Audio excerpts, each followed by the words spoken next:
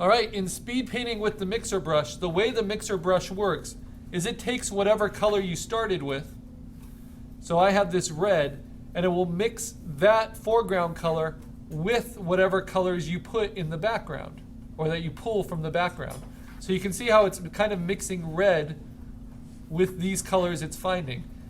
But I like that because it gives it a little bit more dimension, and his fur is kind of reddish. But if I wanted to tone that down a little bit, I could tone down the color I mix it with. So maybe I make it more kind of an orangey pink. And now I'll use the mixer brush. And that's the color selected. And I can also set it so it cleans the brush each time I pick it up. So if it's empty, then it's only going to pick up from the layers underneath.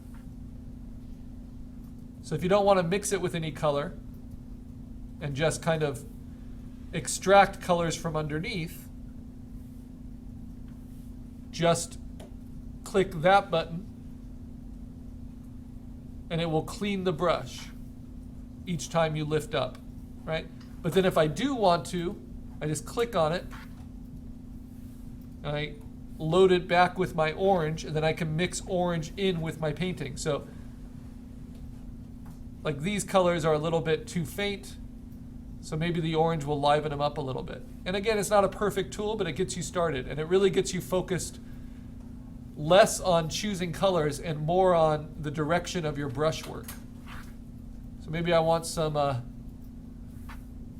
bluish mixed into the whites at the top of the head here, kind of round it out.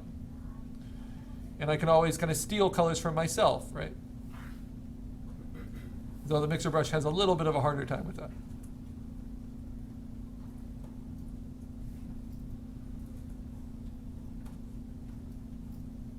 Now the problem is, just like using the smudge tool, you can very easily misshape your reference, right?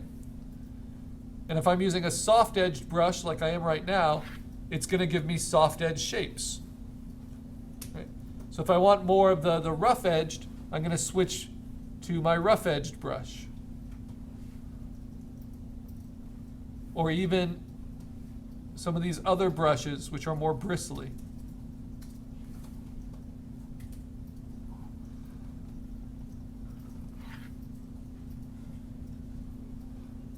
But this is the first brush that Photoshop's ever given you that picks up color on its own.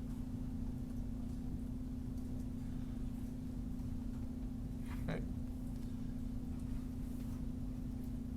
And with some practice, you can get effects pretty quickly. And it will give you that nice complexity of color to your speed painting. Now, I like to use it only for the beginning speed painting, because using it more than that, you lose all control of detail, right? Because it tends to give you edges that are too soft. But it will give you all those different colors that you can really utilize later. Okay, let me play with my brush settings and make this one a little bit sharper. So I have my shape dynamics on. I'm going to control them based on pin pressure. I have the angle jitter on. I'm going to round it out a little bit. If I click on texture, I can play with how sharp those edges are.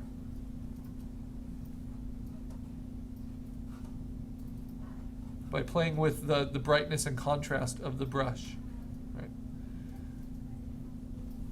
So there's lots of options we have.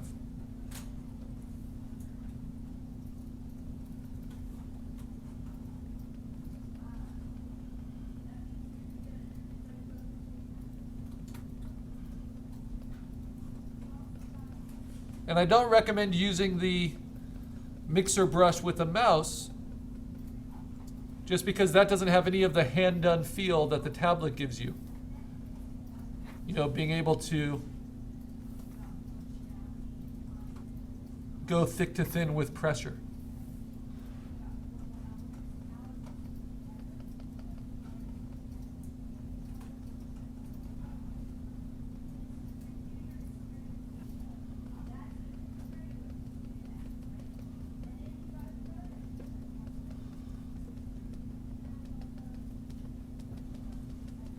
But it is a great way to deal with some of these complex colors and textures as you start.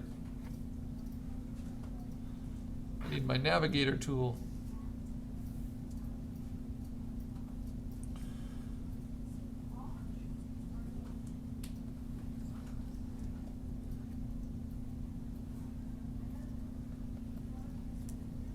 And if you want to go a little faster, you can always just shrink down your reference and hit it with a bigger brush.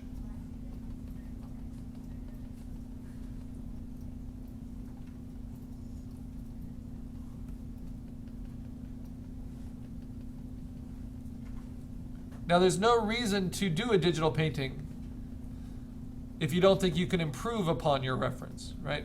So we're doing nothing to improve upon it yet. We're just stealing some colors, getting a sense of the direction, and starting our speed painting off this way. There's still going to be a lot of refining that needs to happen.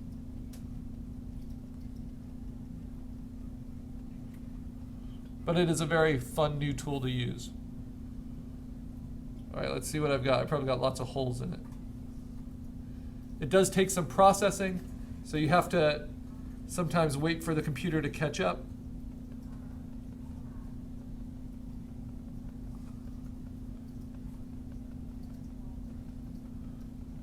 But between this method and my analysis, I can get a pretty good painting pretty quickly. That still is my own creative expression.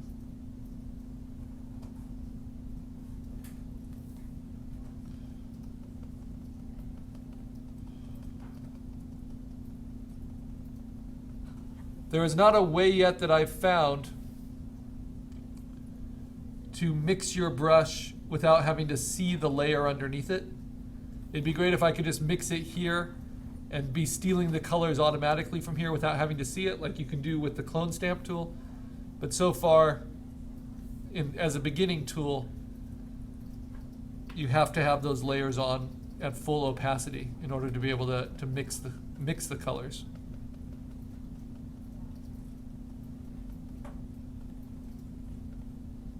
But that's probably a setting they'll be able to add later. Now, when it gets around to detail like the nose, the mouth, the eyes, I can mix that area, but I'm probably going to have to change it with detail later anyway. So you could just leave those as blank holes that you fill in. But this gets your speed painting started pretty effectively.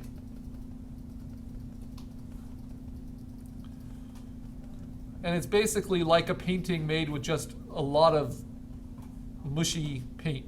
It's almost like a monoprint or finger painting. So now our job is going to be to shape it into something that's recognizable. And that's where our template comes in and really understanding the structure. I also don't want to make the bear look like he's melting. He's looking like that a little bit.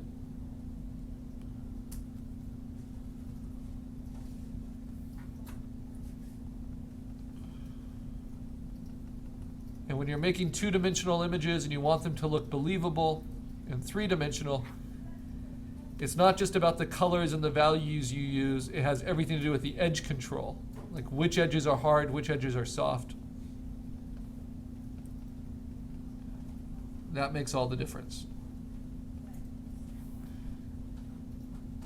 And as we're using the mixing brush, we're just giving ourselves a lot of soft edges.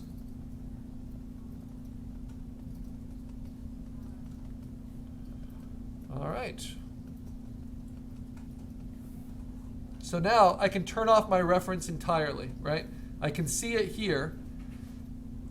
And what I'm going to do is overlay my sketch at a low opacity. And I'm going to lock it. And I might even change its blending mode. I can turn it to screen mode, or just to overlay, so I can kind of see through it,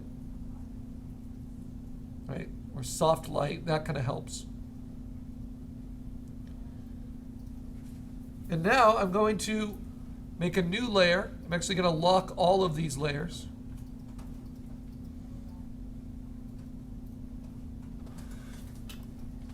And I can see that I have a lot to fill in with the hand.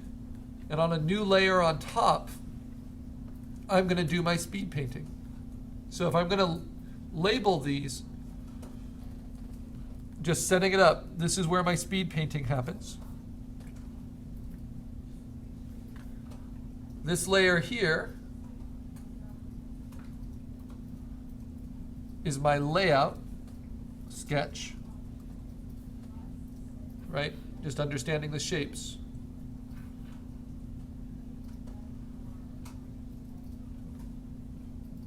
This layer here isn't anything yet, so I'll leave that blank.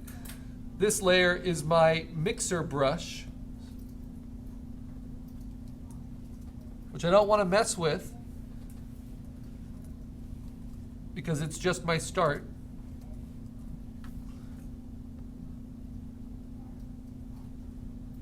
Then I have my reference, then I have my gray. And you see how helpful that gray is, because on white, everything just looks really dark. It's hard to see the values. But the gray, those colors are coming out beautifully. Okay. So I want all those layers on. I'll delete this layer I don't have any use for. And I lock everything except for my speed painting layer. And now, using whatever brush I think, I start stealing colors. Oh, I don't want to use the mixer brush anymore because it's picking up the gray. I want to use my regular brush tool. Using whatever brush I want, I can now, again, steal colors for myself. I'm going to do it at a fairly low opacity.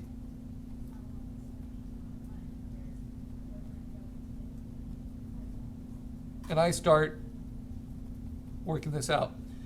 Now, what I like about the mixer brush is it really gives me a sense of the color palette. And what I'll do is I'll pick kind of a dark color, and then I'll swap to the background color and pick a light color. And then I'll go to my brush settings, and I'm going to turn on, with my speed painting here, color dynamics. And I'm going to control, with pin pressure, what's called the foreground-background jitter. And just to show you what this looks like, I'll turn off all these so you can just see. It's as I paint, the harder I press, the more it mixes in the foreground color. So this is a way of mixing colors, but it's not pulling it from anywhere. It's simply blending my chosen foreground and background colors for me. And if I want them to be less distinct, I can just pick colors that are more similar, like these two.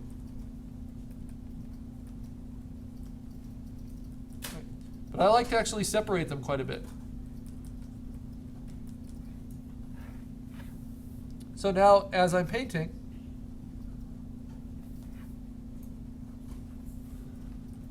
those red lines from my sketch, they kind of tell me where the creases are, where the anatomy changes. But when I don't have those red lines in the area, I just know I'm free to just kind of paint. Have fun. And you always want to work general to specific. So I'm not trying to be too detailed.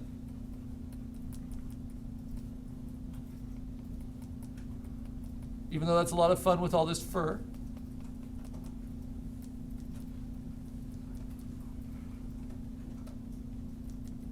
I'm just trying to block it in. Now, if I was painting something that wasn't so furry, that was really smooth, I could just start with kind of flat color, like I did for the portrait example.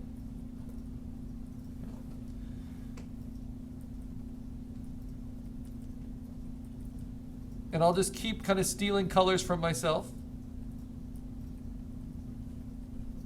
And those will be mixed in the harder I press, because I have those color dynamics on.